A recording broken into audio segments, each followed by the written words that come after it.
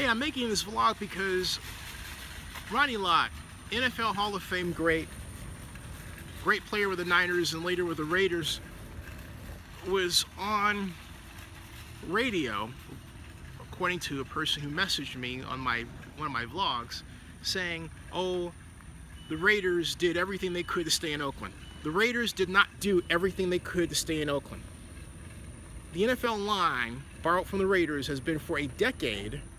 They have tried to get a new stadium solution, as the commissioner would put it, done in Oakland.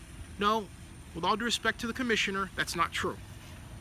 In 2007, Amy Trask, then CEO of the Raiders, told Mateer and Ross that they were happy. They, being the Raiders, were happy with the Oakland Coliseum. Happy. You understand what I'm saying? In response to a question if they were going to partner with the San Francisco 49ers, who approached the Raiders regarding building a new stadium. You understand what I'm saying? Oakland Mayor Ron Dellums later asked me to sit on the Sport and Entertainment Task Force. One of the ideas that was presented was a new stadium plan by the late Frank Dobson, Steve Lowe, and Bob Lesty, Oakland real estate great, which would have added retail to the stadium and upgraded the stadium along the way. The Raiders never got involved in that, never expressed interest in it at all. At all. It was like it didn't exist to the Raiders.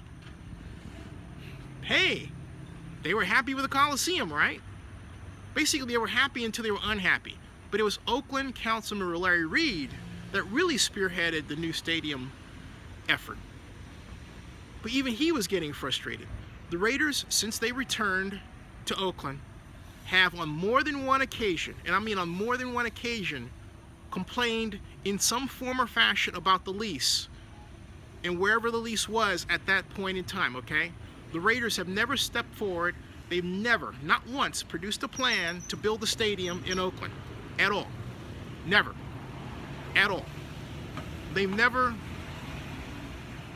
presented an artist's rendition of what they wanted the stadium to look like. They never presented concrete specifications beyond a seating configuration that everyone knows is too small to host a Super Bowl. And I don't care what anyone says. The next stadiums that are being opened are not. Like, for example, take Minnesota. They're not 55,000 seats. They're larger. They're large enough to host a Super Bowl. And in fact, they have seats to add to host the Super Bowl. So all this frickin' garbage, because it's what it is, frickin' garbage about, well, in the future, stadiums are going to be smaller. Give me a break, because it hasn't happened. It has not happened. So people saying this in the face of all these new football stadiums being built, including this one that's planned for the Las Vegas Valley, if it ever gets there, that at 65,000 seats, prove that what these folks are saying, and Amy said there herself, is completely wrong.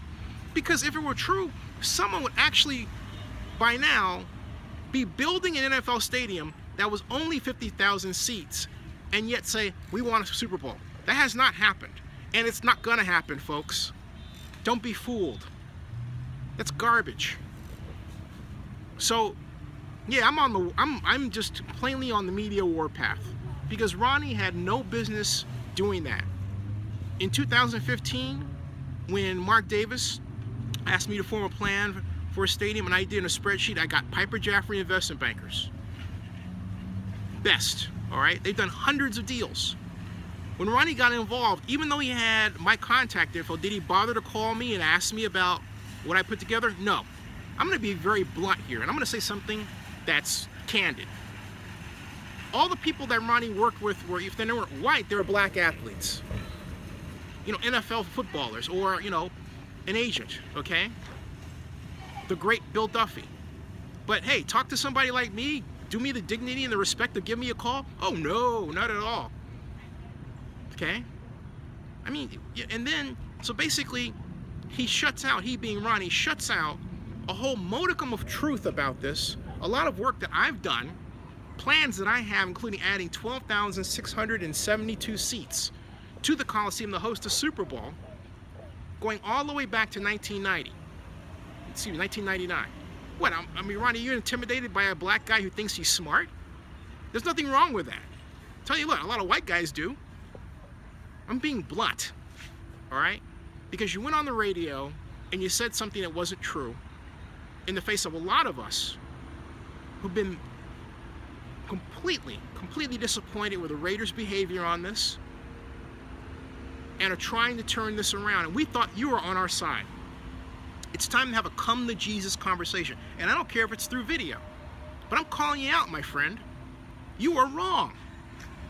And if you really want to find out what's happening, if you really want to find out what we went through the past 30 years, hey, excuse me, 40 years, you call me. You have the courage to call me. The same courage you showed on the field, you show it on here. You call me and we'll have a frank talk. Straight out. And I'll tell you what the deal is. Because for you to say that it's an insult to all the fans that are involved in this, the people that have worked blood, sweat, and tears to try to keep the Raiders here, who've been, in some cases, approaching Raider brass in a very nice way and then rebuffed in a way that wasn't nice. All right? I'm talking about Oakland people, man. I'm talking about the heart of what made the Raiders the Oakland Raiders. Yeah, maybe you were with them when they were in LA or whatever, but the bottom, no, actually you weren't. They were, because they were here when we went to the Super Bowl. In fact, that just makes my point for me. Mr. Davis, Al Davis, and Mark Mr. Davis as well, but I want to get my Mr. Davises correct, okay? Mr. Davis brought the Raiders back to Oakland because the Oakland Raiders were, and that the persona was a winning persona. It was the persona that showed itself when you were involved with the team and got the Raiders to the Super Bowl to play against the Buccaneers. The only reason the Buccaneers won is because they had the Raiders' old coach. No surprise there. So yeah, I'm on the warpath, and I'm speaking for a lot of people that don't have the courage to speak up.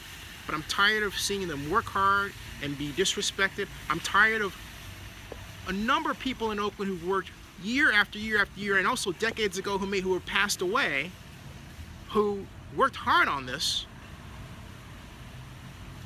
and tried to make the Raiders happy, and the Raiders show no interest in Oakland. It's got to stop, man. There's nothing wrong with Oakland. And there's nothing wrong with people like me in Oakland.